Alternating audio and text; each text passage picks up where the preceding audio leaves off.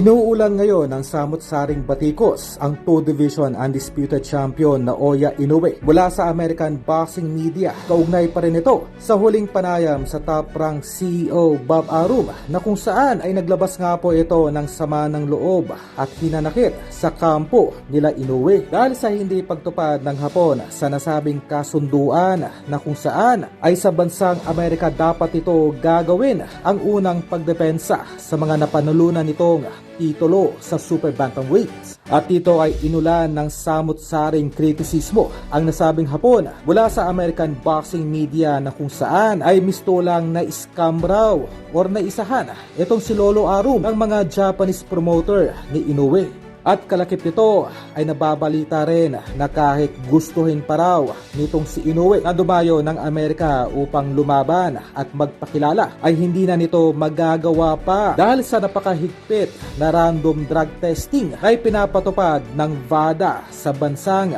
Amerika. Kumbaga, ayon pa sa mga American boxing analysts ay kahit sino raw na may common sense ay madaling makakagawa ng simpleng konklusyon na itong Hapon ay positibo at kargado ng ipinagbabawal dahil maging ang mga mismong kababayan na ni Inoue na kapwa Hapon ang mismong pumipilit sa The Monster na lumabas na muna ng kanilang bansa upang maitaas at maipakilala naman sa buong Amerika at maging sa Mexico ang bandera ng kanilang bansa. Sa kabilang balita ay naawa man ay walang choice itong si Cuadro Alas kundi patulugin itong semi-retired and former IBF Super Bantamweight Champion Ogoni sa posibleng rematch ng dalawa. Alinsunod pa rin ito sa special request ng big time Japanese promoter na si Mr. Honda ang Tekken Promotion.